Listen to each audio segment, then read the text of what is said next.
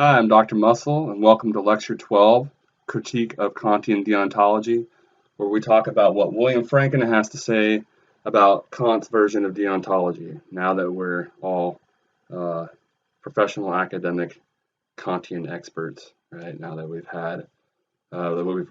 we've seen the two videos I provided on, Kant's deontology. You obviously have a perfect grasp of everything Kant says. No, obviously none of us do, as I alluded to in those videos.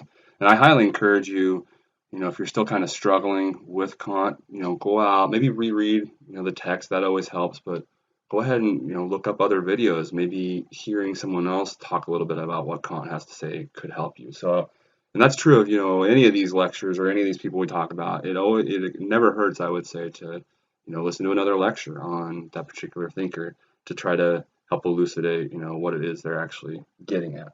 But at any rate, obviously we're not experts on Kant by any means, but hopefully we have a general sense of what he's getting at. And as I noted, and I think the part 2 video on that lecture, right, that if nothing else, we have a grasp of this idea of the categorical imperative and being able to universalize whatever it is we're doing, right? That's the key, that's the golden ticket, so to speak. That's key to figuring out what we ought to do and what we ought not to do in particular. Okay, so having that general grasp of Kant's original articulation of deontology will be better than able to appreciate what William Frankena is going to suggest are the issues with that theory. Okay? And we've already talked about an issue with Kant's moral theory. That whole issue with the inaccessibility of motives and intention, right? So Kant himself acknowledges that problem, that's a problem, right? What matters morally for the deontologist is what precipitated the action in the mind of the agent. Did they engage in that rational moral step of applying the categorical imperative to their maxim, and so on and so forth, to ensure that the maxim wouldn't be at odds with a good will, right? And whatever their duty required. Did they engage in that process? That was a big issue, right? Because not only can we not get in the minds of other people, but as Kant himself acknowledges, how do we ever know that we ourselves aren't being subconsciously sort of driven by selfish motives when we think that we're acting from a more pure motive? So that was a big issue. But Frankena, as we're going to see, going to point out then some other criticisms of Kant's version of deontology, which many people, have, right? In other words, there were many critics that kind of felt this way. And just like with utilitarianism, as we talked about, we had Bentham's original formulation of the theory, and then you have subsequent utilitarians that come on the scene and they appreciate some of the difficulties that were raised by the critics and they refine the theory, so to speak. Think about rule utilitarianism itself, right? A whole version of utilitarianism that was born out of the criticism that it's too complicated and taxing on the individuals trying to carry it out. So you're going to have people in a similar vein, deontologists, subsequent to Kant, who are going to appreciate some of these criticisms that Frankena is going to raise in particular. And when the previous textbook I used had this dude's, so I'll go ahead and put his name up here, W.D. Ross. They had an excerpt in that book. They had an excerpt from W.D. Ross where he's a deontologist, and he acknowledges one of the issues Frankena is going to raise, and he's going to then so he is also a deontologist. I refer to his deontology as intuitionist deontology. Man, I'm all over the place here. Hopefully you can follow this here, but W.D. Ross is one. Similarly, right, to the utilitarians who appreciate some of the criticisms of utilitarianism, Ross is one, a deontologist who appreciates some of these initial criticisms of Kant's version of deontology and offers then an account of deontology that is going to accommodate that kind of concern. And so as we're going to see, Ross is going to advocate, rather than advocate ideas as being absolutes, he's going to say no. While we know them a priori, Kant was right in suggesting that we know all these duties, what makes them right, to tell the truth and so on. It's knowable a priori, it doesn't hinge on experience. But Kant failed to appreciate some of these concerns, and we have to view these duties not as being absolutes, but rather prima facie duties, conditional duties. Right? We might have to set certain duties aside to uphold other duties in our actual experience. And we'll get into some of those situations where that seems to be the case. Right? But for now, I'm just pointing out how thanks to the likes of William Frankena and some of the others that offer criticisms of Kant's version of deontology, you get then subsequent deontologists who come along and tidy up the theory, just like we saw was the case with utilitarianism. Okay, so our game plan, again, we're going to talk about some of the issues that Frankena raises with respect to deontology. To understand his general criticism and concern, though, we're going to have to first flesh out a distinction between necessary and sufficient conditions. And it surprised me, I would always take a poll in face-to-face class how many people are familiar with this distinction, and it surprised me at first how few of my students seem to be. And so I guess it's more of a philosophical circle sort of thing. But if you were to read, articles in philosophical journals, you would encounter this all the time. If you were to read, Franken himself, obviously you're going to encounter this distinction. So we'll flesh out what exactly this means here in a moment, because you need to have a grasp on this distinction then to appreciate Frankena's general position. And what is that position? What is the upshot? Spoiler alert, what's Frankena's view? He's going to suggest that what Kant tells us about morality, specifically, right, the categorical imperative, that golden ticket, so to speak, that, hey, that bit about being able to universalize what you're doing and not doing the things you can't universalize, that's necessary. So he's on board with that. That's interesting. He's on board with that. It's necessary, but he's going to argue it's not enough, not sufficient. So again, we'll talk more about what that means here in a moment. But this is going to be the upshot. What Kant tells us is necessary, but it's not sufficient. So who was, and we'll get into, again, three major problems that he's going to outline for why he thinks that's the case here in a moment. The first two of which he thinks are more or less unsolvable. Now the third one, as we'll see, he thinks is solvable. He himself is going to solve it, so to speak. But he's going to outline two problems in particular that seem substantial, and they don't seem to be able to be eradicated. And those render then what Kant tells us necessary but not sufficient.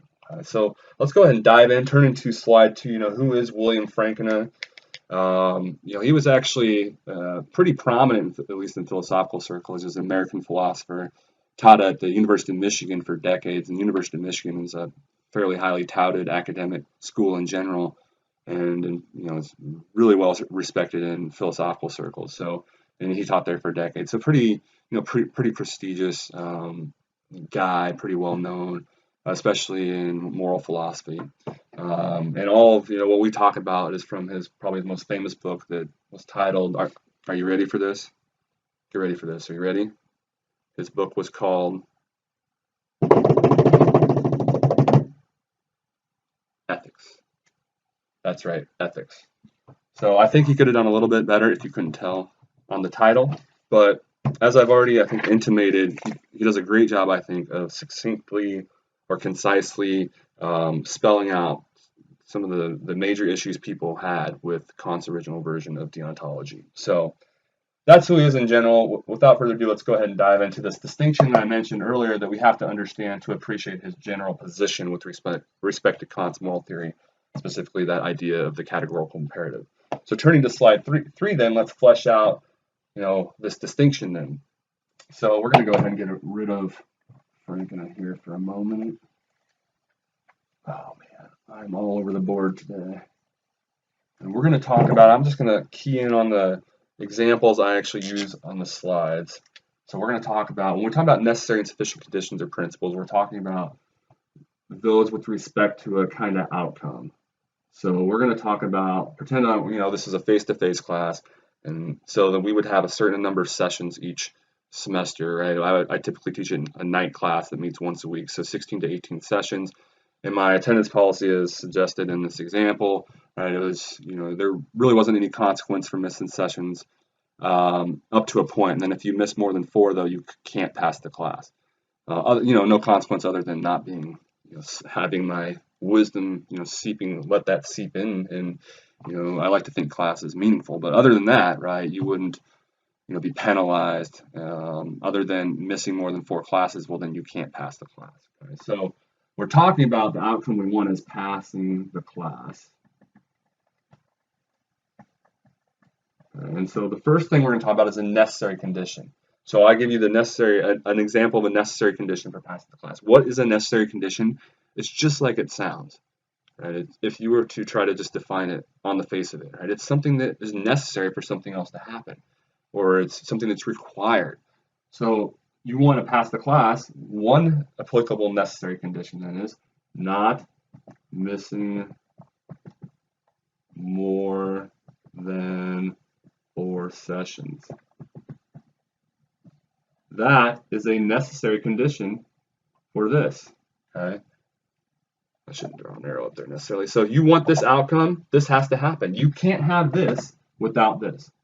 So we know if this takes place, you must have not missed more than 4 sessions, okay?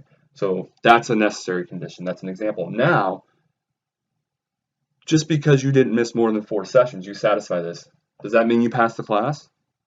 Does that guarantee that you pass the class?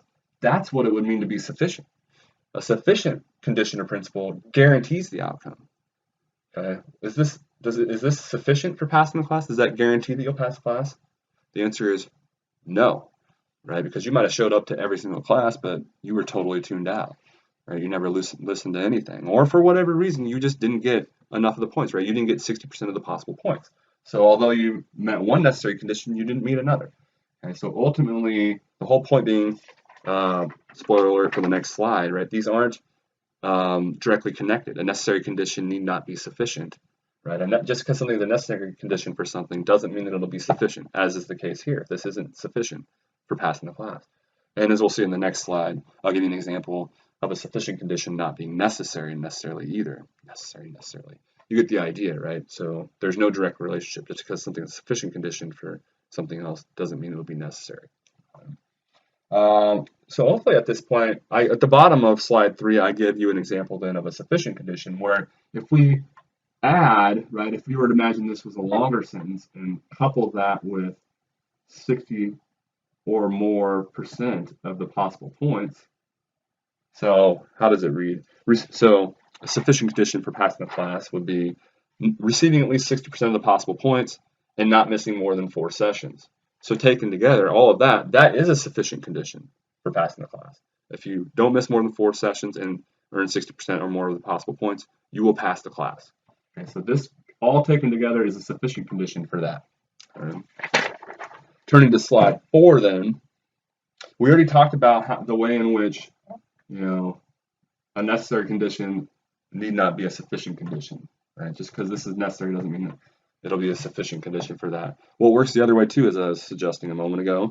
Just because you have a sufficient condition for something doesn't mean that it'll be a necessary condition for that something. So I give an example at the bottom. I reference the prestigious Kansas City Philosophy Club, which is fictitious, or there probably exists actually a Kansas City Philosophy Club out there. There does exist a j.c.c.c. Did I add enough C's there? j.c.c.c. Philosophy Club. Which I highly encourage you to sign up for if you're not already signed up for it. If you enjoy this sort of thing, it gets together and discusses, philosophy in a much more informal setting. So, highly encouraged. But here we're talking about the prestigious, in this case, fictitious Kansas City Philosophy Club, which, as we all know, you want to join. Fortunately for you, there are 3 ways to get into this club, and all you have to do is satisfy one of the conditions. And they're easy. Have 10 toes. You like to crack knuckles. Or you read Dr. Seuss.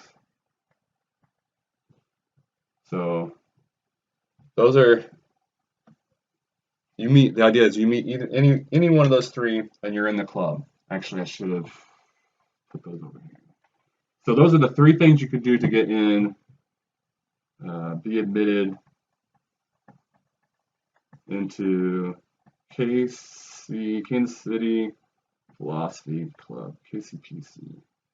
Okay, so we're going to look at, let's say, having 10 toes. One of those things. This, we know, is a sufficient condition for getting admitted into the Kansas City Philosophy Club. Right. Provided you have 10 toes, you're in the club. Now, was it necessary? No, because you could have liked to read Dr. Seuss, and you still would have been in the club. Even if you, unfortunately, for whatever reason, didn't have 10 toes, you could still get in the club. So while this is sufficient, it guarantees you'll get in the club if you have 10 toes. It wasn't necessary. You didn't have to have 10 toes. You could have liked to crack your knuckles instead or read Dr. Seuss. Okay, so hopefully that's starting to make some sense now. Okay, so what, applying this, I think turning to slide 5 now, applying this to what Frankena is saying about Kant, he wants to know, okay, are we going to know, right, how does Kant's moral theory related to us being able to assign praise and blame to moral people in a moral sense, and to be able to figure out all the things we need to do morally?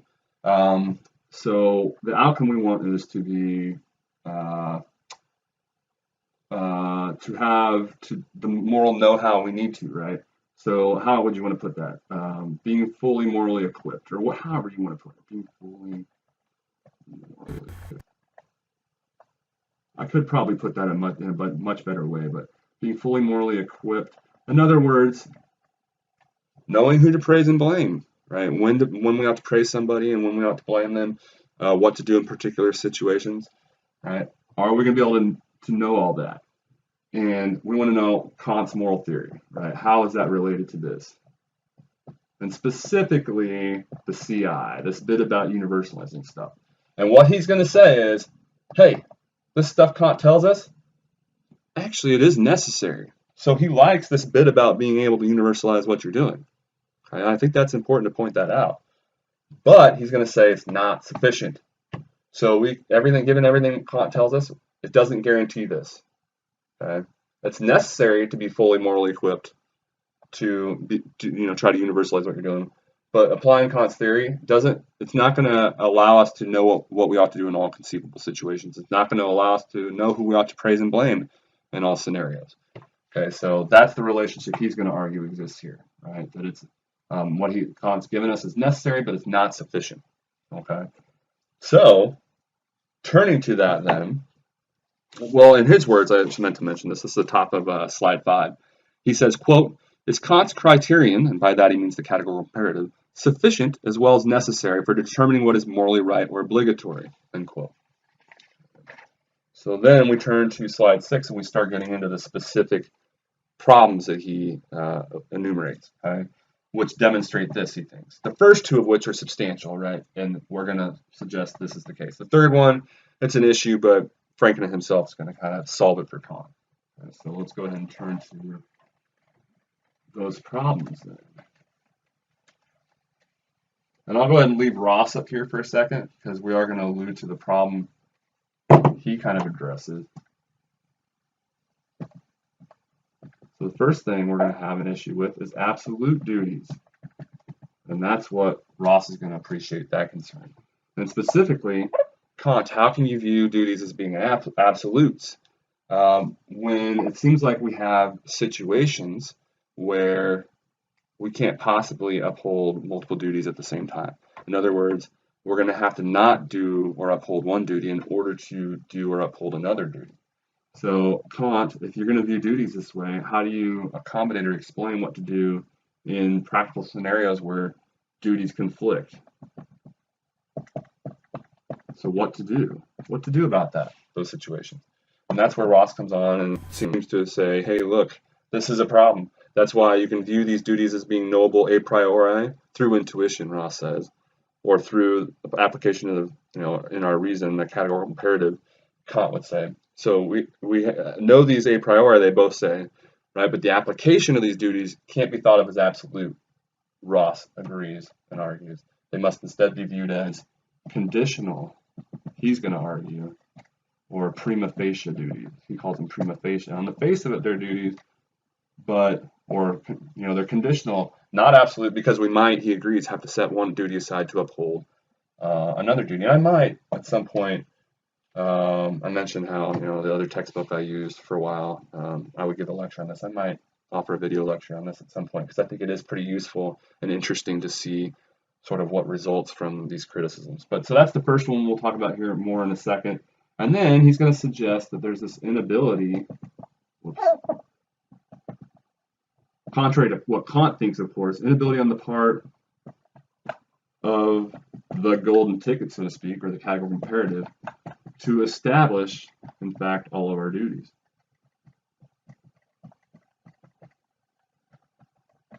Okay, these are significant problems, unsolvable, so to speak, given what Kant tells us. Now, this third problem, as we'll see, Frankena thinks is kind of solvable, and he's going to reference the general ambiguity of the CI. Okay, so we've talked about this before, how Kant's kind of known for being less than clear about certain things, right? And so this shouldn't come as a surprise.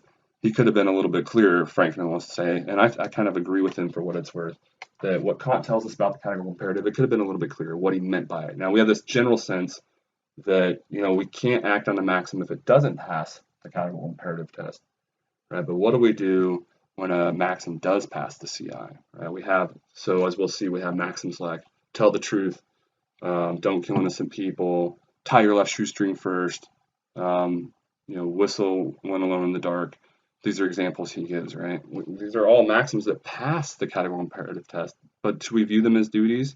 Why or why not? So what about things that pass the CI? There's this degree of ambiguity, right? Kant doesn't really flesh that out as much as he could, and so he's going to pick up on that and more or less solve it for Kant. And I agree with, so he's going to say this is what Kant more than likely intended, and I agree with his suggestion of what Kant intended. More on that in a moment, okay? But let's go ahead then and dive into these sequentially here. So we'll start with this issue of absolute duties, the one that Ross, a subsequent deontologist, also appreciates.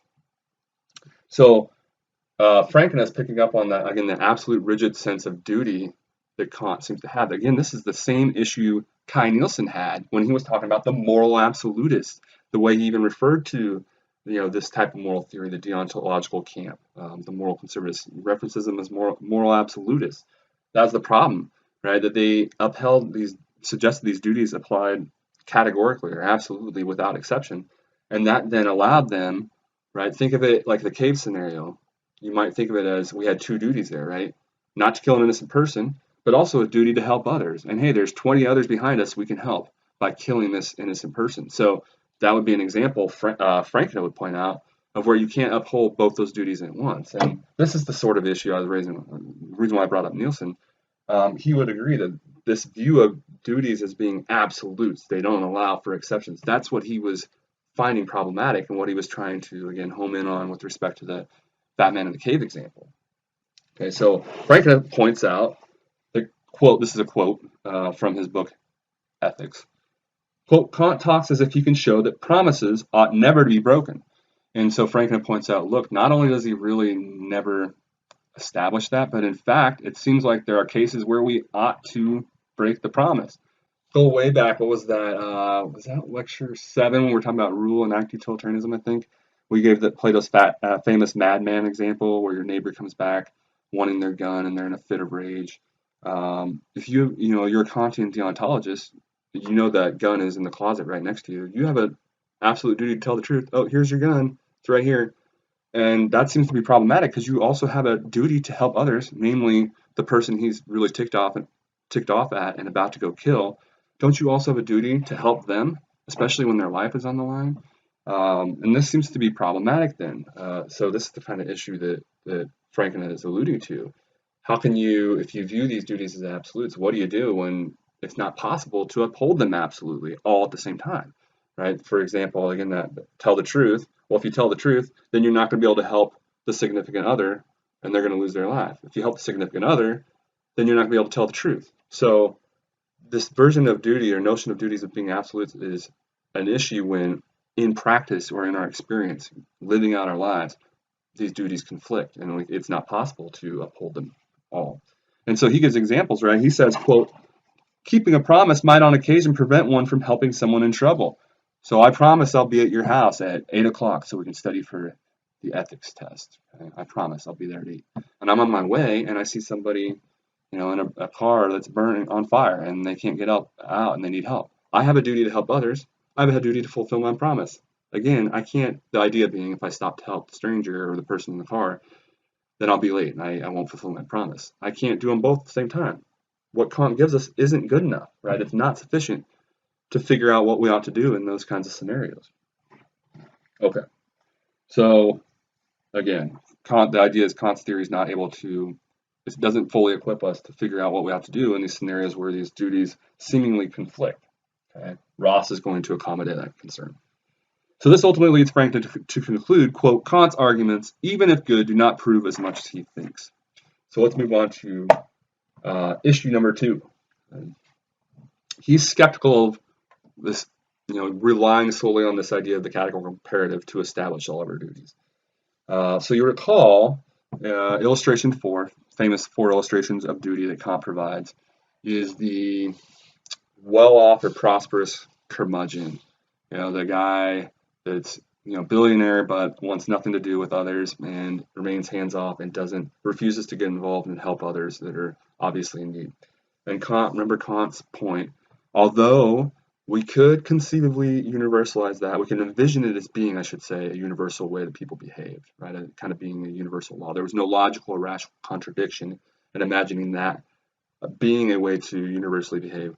We wouldn't want it to be, because at some point, right, we ourselves would stand in need of, that person would stand in need of the love and sympathy and financial aid in some cases from others, right? And they wouldn't want that mentality being reciprocated. Okay. Well, Frankena is going to home in on that example and point out how that's one example where, contrary to what Kant thought, if you reflect a little bit more, it doesn't seem like the categorical imperative does in fact establish benevolence, or that need or the duty to help others.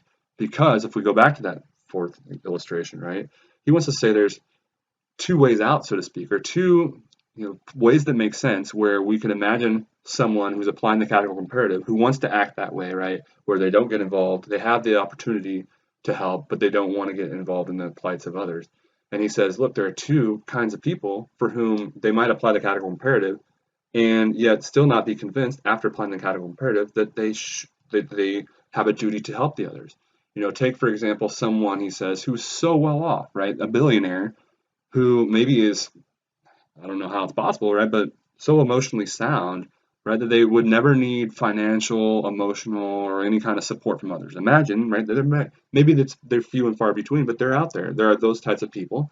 And so it's trying to say, well, you're going to want that in return. Well, that wouldn't work, right? That's not convincing. Or imagine a second type of person, he says, who, understands that, okay, in me acting this way and being the Kantian I am, I'd have to accept then that would be reciprocated, and this is how everyone would act, and I'm fine with that. Who's to say that's not a rational perspective as well? And so he wants to say, for that sort of person, applying the categorical imperative isn't going to convince them then that in fact helping others in need is a duty, right? Because they could say, well, should I help others when I have the opportunity to? No. Can I universalize that? Well, sure. I mean, I realize that when I'm in need, they wouldn't help me, but that's fine. Maybe they prefer the scenario where you don't have people constantly trying to help one another or meddling. Maybe they might say meddling in one another's affairs. They prefer that to the scenario where they might actually get some help when they need it, but there wouldn't be that constant meddling.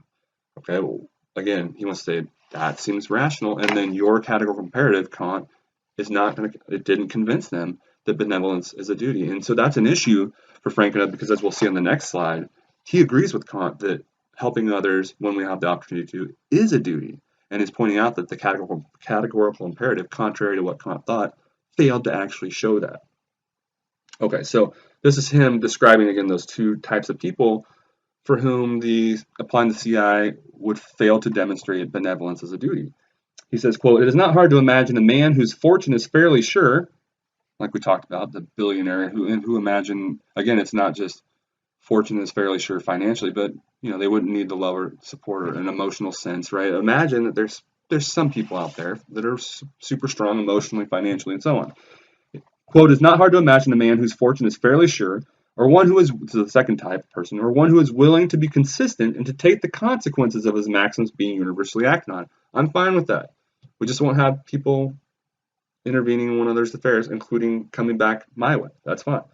If there are such people, Kant's test will not suffice to establish benevolence as a duty. And again, turning to slide 8, this is a problem for him because he agrees that benevolence really is a duty. So insofar as what Kant's telling us fails to establish that, that's a problem, right? It's insufficient in that sense. So that leads him to conclude, as I point out at the bottom of slide 8, quote, "Kant's test will not suffice to establish benevolence as a duty." So that's one clear example he wants to argue. Okay.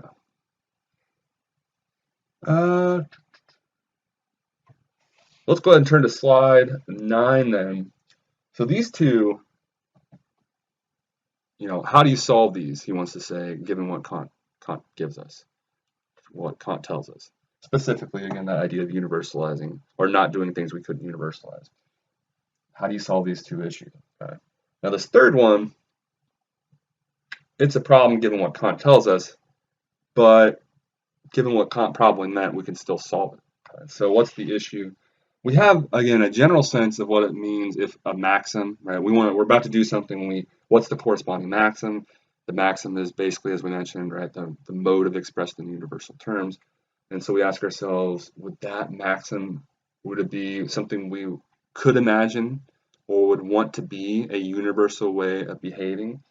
Okay, we already know, I have a general sense, right, that if it's not, right, we couldn't imagine it being a universal way of behaving, or we wouldn't want it to be a universal way of behaving, then we know we have a duty not to act in that way, right, act on that maxim.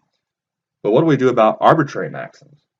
Okay, things like when alone in the dark whistle, or tie your left shoestring first. Should we view these as duties? Okay, and this seems particularly problematic because on the face of it, right, well, no. Okay, yeah, we could universalize that, right? Because if you think about it, tie a left shoestring first. About to tie my left shoestring. Being the thorough Kantian I am, I stop myself. Oh, apply reason. Wait a second. Apply the categorical imperative. Tie left shoestring first. Can I universalize that? There's nothing problematic about that. What now, though? Is it a duty to do this, or is it just okay? How should I view that? Compare that with tell the truth. Okay, can I universalize that? There seems to be no problem with that. Is that a duty? Is there a difference between those two? Right, they both pass the test. Is there a difference between the two? And what is that difference? And so he's saying Kant doesn't clearly flesh that out. For what it's worth, I agree with him. And he says, look, I can give you a best case scenario of what I think Kant meant and would probably suggest about this. And for what it's worth, I agree with Frankena here too. I do think that this is what Kant really probably ultimately meant. But he doesn't come out and clearly say it. So this is a quote here. That I quote on the bottom of, what is that? Slide 9. So I'll read it first here. Quote, Kant meant to say, A, that it's permissible. So, A, permissible. It's permissible to act on a maxim if and only if one can will it to be universal law. So obviously, if you can't will it to be a universal law, don't act on the maxim. We already know that, right? B, it's wrong to act on a maxim if and only if one cannot will it to be universal law. Duh. Right? And then C, it's a duty to act on a maxim if and only if one cannot will its opposite to be universal law. So this gets at the difference, okay, between tie your left shoestring first and tell the truth. Okay? They're both permissible. They're both A.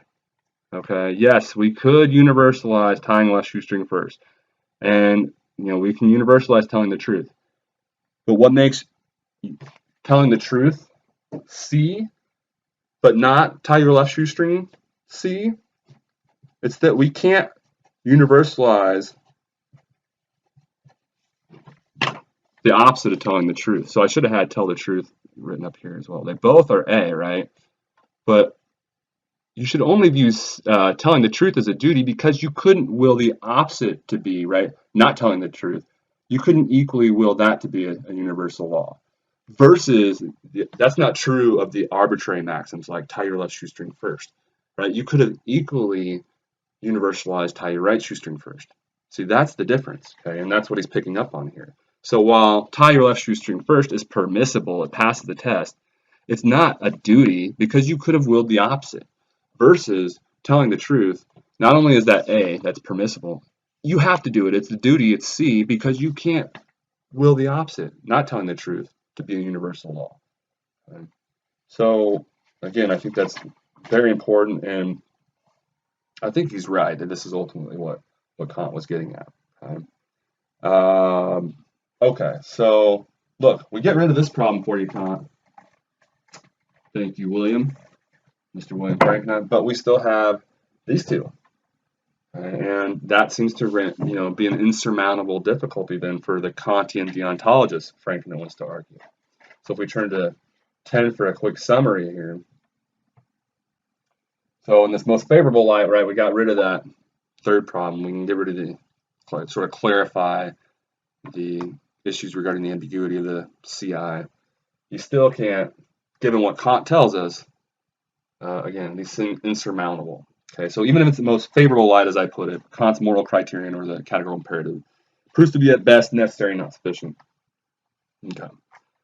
I like the way he actually puts it. So this is, again, a quote from him himself. He says, quote, "There's more," and this is why what the Kantian deontologist gives us is not sufficient.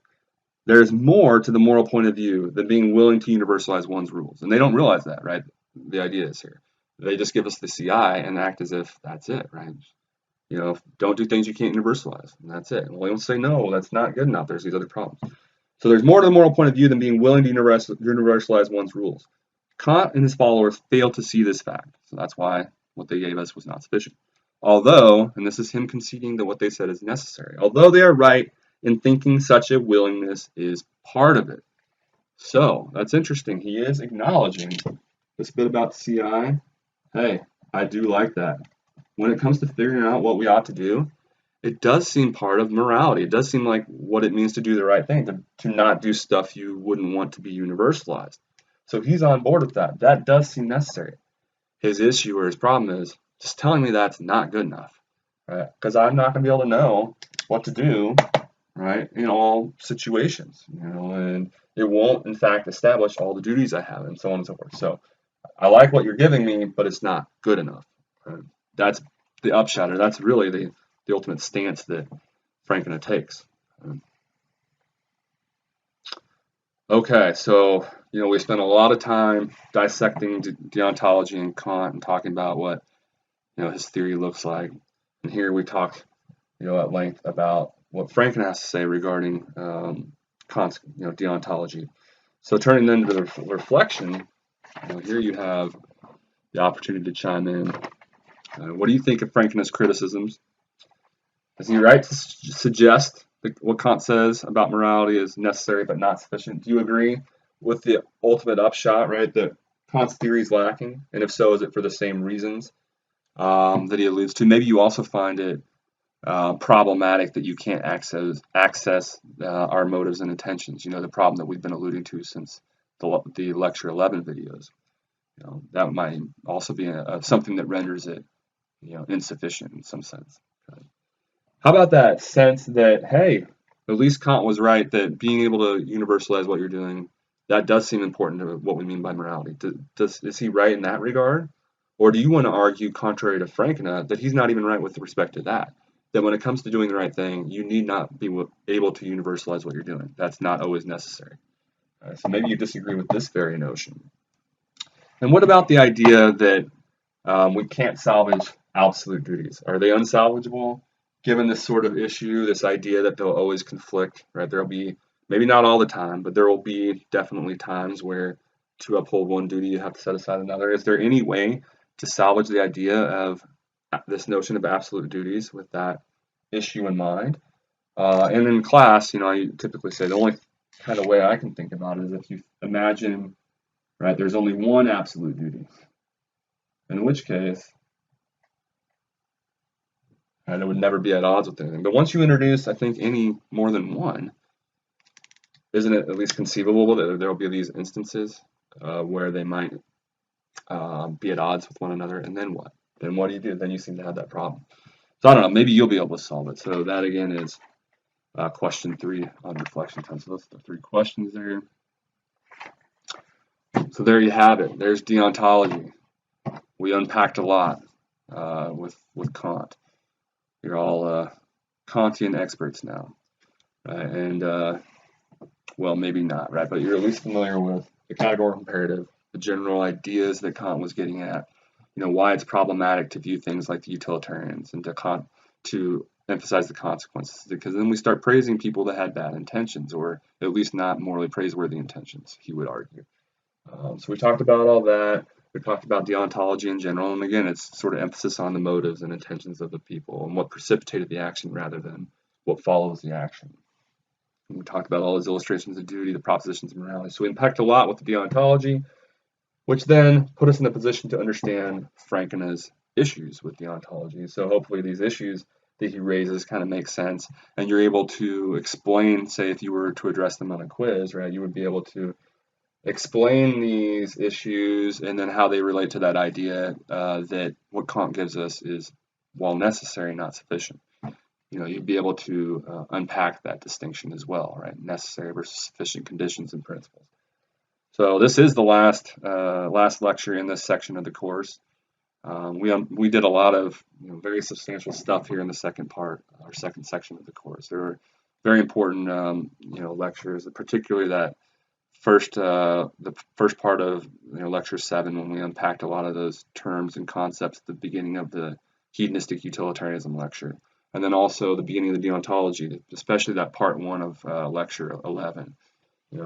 Especially significant because we again sort of tried to, for the first time, characterize both utilitarianism in lecture 7 and then deontology in lecture 11 for the first time, right? We tried to characterize them in general and talked about a lot of key concepts.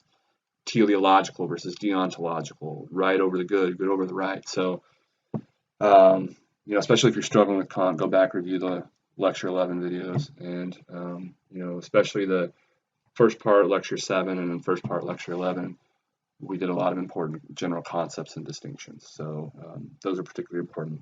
Anyway, hopefully, again, you understood what Frankena is getting at. That makes sense. If you have any questions, obviously, on any of the Section 2 material, don't hesitate to reach out.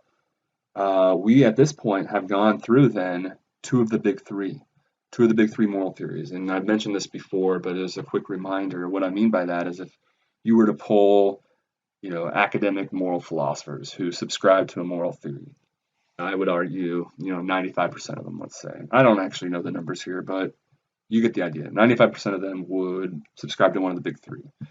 Utilitarianism, which we discussed already, and then at the beginning of this section, and then deontology, which we ended the section discussing. And so you can, understand now why we spent so much time studying those two, because they are substantial moral theories. We've concluded our discussions of those two, although we'll still talk about them and reference them. But then in the beginning of, so utilitarianism, deontology, right, which were the main focus of the second section. But then the start of the third section, then what you have to look forward to is the third of the big three, and that's Aristotle's virtue ethics. So that's what we have on tap, and we'll talk a little bit about Buddhism then, lecture 14. And actually we have three ancients right off the bat, I think, in section 3. We'll have Aristotle, the Buddha, and then Plato. So we'll have a lot of interesting things on tap yet for section 3, but this will wrap up section 2. And so, again, if you're studying for the quiz at this point, you're probably turning toward the quiz now. Good luck on that. Make use of the study guides. Don't forget to reach out if you have any questions. Otherwise, I hope you enjoyed this video that helped you, make more sense of Kant and, understand some of the issues people have had with Kant's version of deontology. Thanks for watching, and I'll see you when we discuss Aristotle and virtue ethics. Thanks.